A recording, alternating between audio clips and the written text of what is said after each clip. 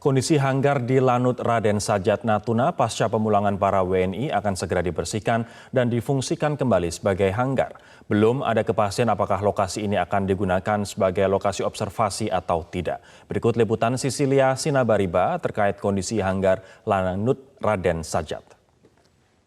Distrik Wuhan di Tiongkok telah berakhir di Pangkalan Udara Raden Sajat Natuna, Kepulauan Riau, tepatnya di hanggar di Pangkalan Udara Raden Sajat.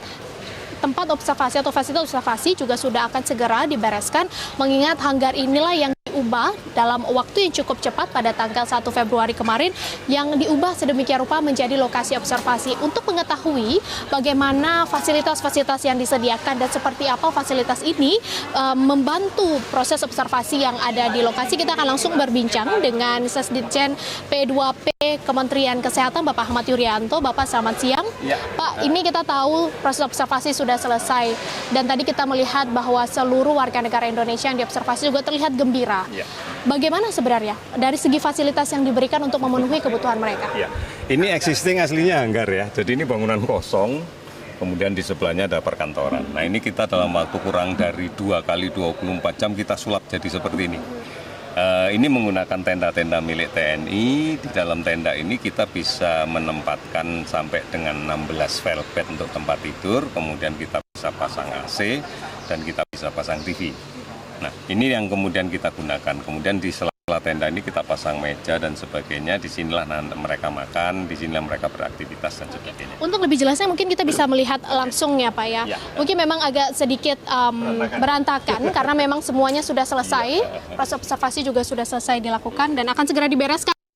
Hari ini juga dibereskan. Oke, Pak, ini kan dia bentuk fasilitasnya, bisa dijelaskan Pak, ada apa saja dan bagaimana ini kemudian memenuhi kebutuhan, apakah sesuai standar sebenarnya? Ya, jadi kalau tinggal dikalikan aja ya, masing-masing velvet ini dilengkapi dengan bantal, tentunya ada sarung bantalnya, kemudian ada selimut, masing-masing ada selimut, kemudian kita siapkan di masing-masing ini ada ember. Saya kira masih ada 1-2 ini yang sisa. Di dalam ember itu lengkap dengan peralatan mandi, sabun, sampo, sikat gigi, dan sebagainya. Kemudian kita lengkapi juga dengan sabun cuci. Kemudian kita lengkapi dengan sendal jepit. Kemudian kita lengkapi dengan, kita kasih juga tumbler, piring, gelas, sendok, garpu. Ini perlengkapan perorangan masing-masing seperti ini. Pak, kemudian kan yang sering menjadi pertanyaan, apakah ini sebenarnya sesuai nggak sih sama standar kesehatan dunia untuk proses observasi yang diberikan begitu? Kalau kita melihat kriteria WHO terkait dengan karantina, itu bukan pada fasilitasnya, tetapi bagaimana kita bisa mengisolasi kontak dengan orang sekitarnya. Kalau kemudian fasilitas di dalamnya tentunya adalah kebutuhan minimal yang bisa kita penuhi gitu ya. Jadi ini pun tidak menjadi ukuran apakah mereka mendapatkan sandal, sendok dan enggak. Tetapi mereka kita pisahkan dari lingkungan karena prinsip isolasi sebenarnya hanya di situ, bukan di sini. Oleh karena itu inilah yang bisa kita berikan dan mereka puas dengan kondisi seperti ini. Pak, kita melihat keluar lagi tadi ada tempat makan yang disediakan persis di depan kamar begitu ya Pak ya.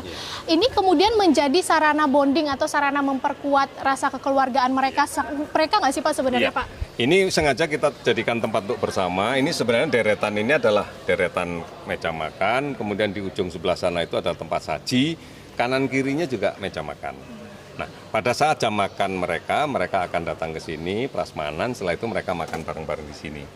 Nah, kemudian di sela-sela makan inilah tempat mereka untuk bermain, main kartu, main catur, termasuk belajar. Karena kan fase-fase terakhir ini mereka banyak belajar ya. Karena harus online dan sebagainya. Ini tempat mereka untuk ketemu, berkumpul, berdiskusi, ngobrol dan sebagainya. Pak, kita kan juga tahu mereka selama ini juga tidak dapat bertemu dengan keluarga secara fisik begitu. Apa kemudian fasilitas yang diberikan? Katanya juga ada wifi. Apakah itu sebenarnya cukup membantu kalau kita melihat bagaimana tanggapan mereka, Pak? Pada hari pertama memang kita masih belum memberi kesempatan mereka untuk berkomunikasi dengan manapun karena kita akan menghilangkan ketegangan dia setelah perjalanan yang sangat melelahkan dari Wuhan. Bukan hanya masalah naik pesawat, tapi proses boarding ini kan melalui pemeriksaan yang ketat.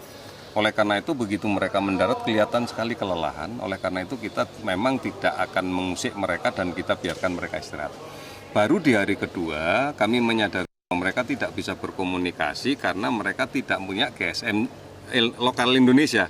existing HP dia GSM Cina. Inilah kemudian pada hari kedua kita belikan, kita carikan, dan kemudian pada hari kedua mereka sudah punya kartu yang bisa berhubungan dengan keluarga.